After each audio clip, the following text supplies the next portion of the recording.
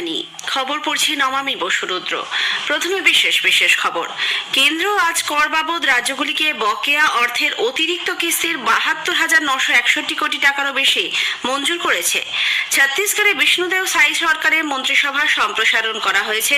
৯ জন নতুন সদস্য এতে অন্তর্ভুক্ত হয়েছেন। নতুন দিল্লিতে আজ বিজেপির জাতীয় কার্যকর্তাদের বৈঠক বসেছে। জম্মু কাশ্মীরের থানামান্ডিতে সেনাবাহিনীর গাড়ি লক্ষ্য করে জঙ্গি হামলার ঘটনায় আরও এক সেনা প্রাণ হারিয়েছেন। এই নিয়ে ওই ঘটনায় ৫ জওয়ান শহীদ হলেন। ক্রীড়ামন্ত্রী অনুরাগ সিং ঠাকুর আজ চেন্নাইয়ে খেলো ইন্ডিয়া যুব গেমসের অফিসিয়াল লোগো এবং ম্যাসকট প্রকাশ করেছেন।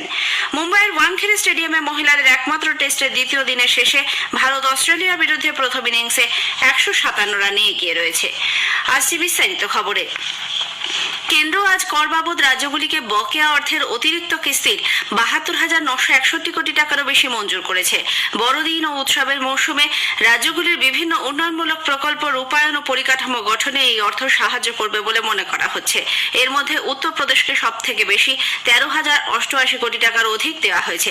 পশ্চিমবঙ্গ পেয়েছে ৫,৪৮৮ কোটি ৮৮ লক্ষ টাকা। বিহারকে ৭ এবং মধ্যপ্রদেশকে দেওয়া হয়েছে ৫,০০০ কোটি টাকার বেশি।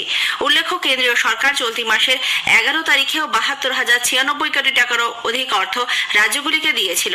আগামী বছরের ১০ তারিখে আরও একবার করের টাকা রাজ্যগুলিকে দেওয়া হবে বলে এক বিবৃতিতে জানিয়েছে অর্থমন্ত্রক। ছত্তিশগড়ে বিষ্ণুদেব সাই সরকারের মন্ত্রিসভার সম্প্রসারণ করা হয়েছে। ৯ জন নতুন সদস্য এতে অন্তর্ভুক্ত হয়েছেন। রাজভবনে আয়োজিত এক অনুষ্ঠানে আজ ৯ বিজেপি বিধায়ক পদ ও মন্ত্রগুপ্তের শপথ বাক্য পাঠ করেন। তাদের শপথ বাক্য পাঠ করান রাজ্যপাল বিশ্বভূষণ হরিচন্দন। আকাশবাণী সংবাদদাতা জানাচ্ছেন, এদের মধ্যে ৫ জন মন্ত্রী এবছর প্রথমবার বিধায়ক হিসেবে নির্বাচিত হয়েছেন। উল্লেখ্য, গত ১৩ ডিসেম্বর মুখ্যমন্ত্রী বিষ্ণুদেব সাই এবং উপমুখ্যমন্ত্রী অরুণ সাউ ও বিজয় শর্মা শপথ নেন। মন্ত্রিসভার মোট পদের সংখ্যা ১৩। এই সম্প্রসারণের ফলে ১২টি পদ পূরণ হলো।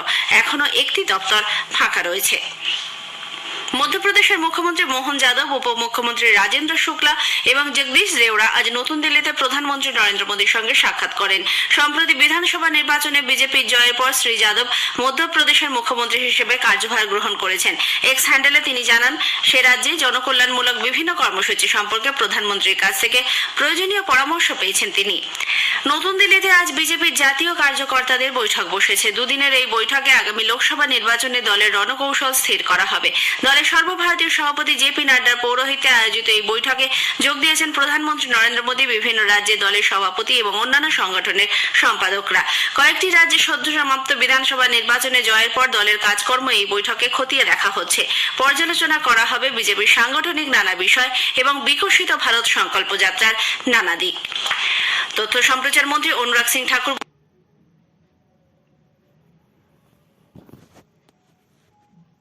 বলেছেন, ভারতের ক্রমবর্ধমান উন্নয়ন সমগ্র বিশ্ব প্রত্যক্ষ করছে। মাই ভারত কর্মসূচির সূচনা করে তিনি আজ যুবাদের উদ্দেশ্যে ভাষণে বলেন, সরকার প্রতিটি ক্ষেত্রে বিরাট পদক্ষেপ নিয়েছে, তা সে পরিকাঠামো হোক বা অর্থনীতি। সরকারের নানা সাফল্যের কথা তুলে ধরে তিনি বলেন, ডিজিটাল পেমেন্ট ব্যবস্থা চালুর ফলে ভারত ৫ম বৃহত্তম অর্থনীতির দেশ হয়ে উঠেছে। বিশ্বের ডিজিটাল আর্থিক লেনদেনের ৪৮% ভারতে হয়ে থাকে। দেশের বিকাশে যুবাদের এগিয়ে আসার আহ্বান জানান তিনি। শ্রী ঠাকুর বলেন, ভারতের স্বাধীনতায় লক্ষ লক্ষ যুবক যুবতী জীবন উৎসর্গ করেছেন। দেশকে ২০৪৭ সালের মধ্যে উন্নত ভারত হিসেবে গড়ে তুলতে এখনকার যুব সম্প্রদায়কে উদ্যোগ নিতে হবে বলেও তিনি উল্লেখ করেন। অর্থমন্ত্রী নির্মলা সীতারামন জানিয়েছেন, তামিলনাড়ুর বন্যা পরিস্থিতির খবর মেলার সঙ্গে সঙ্গে কেন্দ্রীয় সরকার তৎক্ষণাৎ ব্যবস্থা নিয়েছে। স্বরাষ্ট্র মন্ত্রক থেকে খোলা কন্ট্রোল রুমের মাধ্যমে সর্বক্ষণ নজরদারি চালানো হয়েছে। ১১টি আলাদা আলাদা অভিযানের সাহায্যে উপকূলরক্ষী বাহিনী সমুদ্র সংলগ্ন জেলাগুলি থেকে ৭১১ জনকে উদ্ধার করেছে। ত্রিবান্দাম এবং ওয়েলিংটন থেকে বাহিনীকে সেখানে মোতায়েন করা হয়েছিল। মন্ত্রী জানান, জাতীয় বিপর্যয় মোকাবিলা বাহিনী তহবিল থেকে রাজ্য ত্রাণ তহবিলে অর্থ বরাদ্দ করা হয়। চলতি অর্থবর্ষের শুরুতে তামিলনাড়ুর হাতে ছিল ৮১৩ কোটি ১৫ লক্ষ টাকা। প্রথম কিস্তি ৪৫০ কোটি টাকা ডিসেম্বরের আগে এবং দ্বিতীয় কিস্তির টাকা ১২ই ডিসেম্বর দিয়ে দেওয়া হয়েছে। আধুনিক এবং উন্নত প্রযুক্তি সম্পন্ন আঞ্চলিক আবহাওয়া দপ্তর ৫ দিন আগে থেকেই ভারী বৃষ্টি এবং আবহাওয়ার পূর্বাভাস দিয়েছিল বলেও তিনি উল্লেখ করেন। দেশে বাণিজ্যিক এলপিজি সিলিন্ডারের দাম 39 টাকা 50 পয়সা কমানো হয়েছে। এর ফলে দিল্লিতে 19 কিলো বাণিজ্যিক সিলিন্ডারের দাম দাঁড়ালো 1757 টাকা। কলকাতায় দাম কমে হচ্ছে 1888 টাকা। মুম্বাইয়ে 1710 ও চেন্নাইয়ে 1929 টাকায় সিলিন্ডার পাওয়া যাবে। তবে রান্নার গ্যাসের দাম অপরিবর্তিত থাকছে। এই খবর আপনারা শুনছেন আকাশবাণী থেকে। জম্মু ও কাশ্মীরের পুঞ্চ এবং রাজৌরি জেলার সীমান্তবর্তী এলাকায় সেনার ট্রাকে জঙ্গি হামলার ঘটনায় গুলিবিদ্ধ আরও এক জওয়ানের মৃত্যু হয়েছে। এই নিয়ে ওই নাশকতায় 5 জওয়ান শহীদ হলেন। গতকাল বিকেলে রাজৌরির ডেরাকি গলি অঞ্চল দিয়ে যাওয়ার সময় 48 রাষ্ট্রীয় রাইফেলসের একটি জিপ এবং ট্রাকের ওপর অতর্কিতে হামলা চালায় সন্ত্রাসবাদীরা। সেনা সূত্রে খবর, স্বয়ংক্রিয় রাইফেল এবং গ্রেনেড লঞ্চার ব্যবহার করা হয়। বাফলিয়াজ এবং ডেরাকি গলির মাঝের পাহাড় ঘেরা অঞ্চলে গভীর অরণ্য রয়েছে, তারই সুযোগ নেয় জঙ্গিরা। টোপাপির অঞ্চলের কাছে একটি সংকীর্ণ পাহাড়ি বাঁকের মুখে সেনার জিপ এবং ট্রাকের ওপর হামলা চলে। এদিকে এই হামলার দায় নিয়েছে লস্কর ই তৈয়বা শাখা সংগঠন the people's anti fascist front PFF. এদিকে পুঞ্চ ও রাজৌরি জঙ্গলে জঙ্গিদের খোঁজে জোরদার অভিযান জারি রেখেছে নিরাপত্তা বাহিনী। জম্মুতে আজ বেশ কয়েকটি সংগঠন পাকিস্তান বিরোধী বিক্ষোভে সামিল হয় এবং পাকিস্তানের কুশপুতল দাহ করে। শিবসেনার ডোগরা ফ্রন্ট এই কর্মসূচি থেকে সমগ্র এলাকা থেকে সন্ত্রাসবাদীদের নির্মূল করার জন্য সর্বাত্মক অভিযানের ডাক দিয়েছে। জঙ্গল সংলগ্ন এলাকায় তারা বিশেষ অভিযান চালানোর জন্য সরকারের কাছে আবেদন জানিয়েছে। পুঞ্চ শহরের বিভিন্ন সামাজিক এবং বিশ্ব হিন্দু পরিষদ, বজরং দল সহ অন্যান্য ধর্মীয় সংগঠন এবং পুঞ্চ পিপলস মঞ্চ মূল বাজারের সামনে জড়ো হয়ে পাকিস্তানের বিরুদ্ধে বিক্ষোভ প্রদর্শন করে। সেদেশের বিরুদ্ধে ব্যবস্থা নেওয়ারও স্লোগান দেওয়া হয়। পাকিস্তানের সুপ্রিম কোর্ট আজ দেশের গোপনীয়তা প্রকাশে আনার দায়ে অভিযুক্ত প্রাক্তন প্রধানমন্ত্রী ইমরান খানকে জামিন দিয়েছে। তার দল পাকিস্তান তেহরিক ইনসাফের নেতা এবং প্রাক্তন বিদেশমন্ত্রী শাহ মাহমুদ কুরেশিকেও জামিন মঞ্জুর করেছে সেদেশের শীর্ষ আদালত। এর আগে দুর্নীতির অভিযোগে ইমরান খানকে 3 বছরের কারাদণ্ড দেওয়া হয়েছিল। সেই সাজা স্থগিত রাখা হলেও অন্যান্য নানা অভিযোগে তিনি গত আগস্ট থেকে জেলবন্দী রয়েছেন। বিমান বাহিনীর প্রধান air chief marshal V R Chaudhari বলেছেন, মতাদর্শগত বিভাজন, সম্পদের ঘাটতি এবং জলবায়ু পরিবর্তনের ফলে বিশ্বব্যাপী সংঘাতের আতঙ্ক সৃষ্টি হয়েছে। নতুন দিল্লির মানেকশ সেন্টারে 20তম সুব্রত মুখার্জি সেমিনারের উদ্বোধনী ভাষণে তিনি বলেন, বিভিন্ন দেশের মধ্যে আন্তর্জাতিক সম্পর্কের ক্রমশ পরিবর্তন হচ্ছে। বিশ্বের উন্নয়নশীল দেশগুলির স্বার্থে আন্তর্জাতিক বিভিন্ন ফোরামে ভারত গুরুত্বপূর্ণ ভূমিকা পালন করছে। ভারত গ্লোবাল সাউথ গোষ্ঠীর দেশগুলির কণ্ঠে পরিণত হয়েছে বলে তিনি জানান। চলতি বছরে G20 সভাপতিত্বে ভারত এই মর্মে সঠিক পদক্ষেপ নিয়েছে। G20 সদস্য হিসেবে আফ্রিকান ইউনিয়ন গোষ্ঠীভুক্ত করার কথাও তিনি উল্লেখ করেছেন।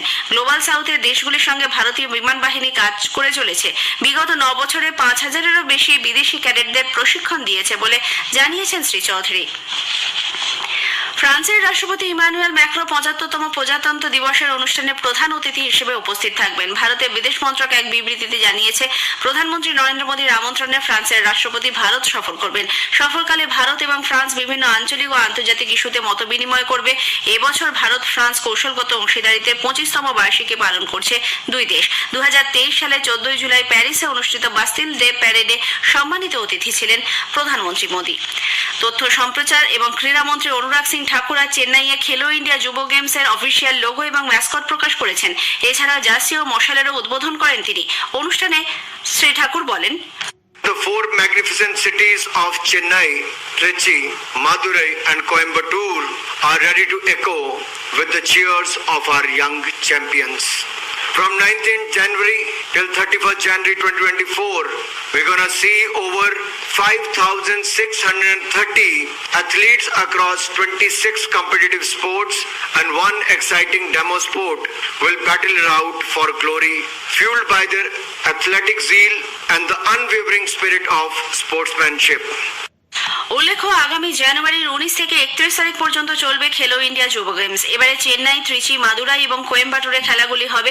অনুষ্ঠানে ক্রীড়া মন্ত্রক, স্পোর্টস অথরিটি অফ ইন্ডিয়া এবং তামিলনাড়ুর মন্ত্রী আধিকারিকরা উপস্থিত ছিলেন। মুম্বাইয়ের ওয়াংখেড়ে স্টেডিয়ামে মহিলাদের একমাত্র টেস্টের দ্বিতীয় দিনের শেষে ভারত অস্ট্রেলিয়ার বিরুদ্ধে প্রথম ইনিংসে 157 রানে এগিয়ে রয়েছে।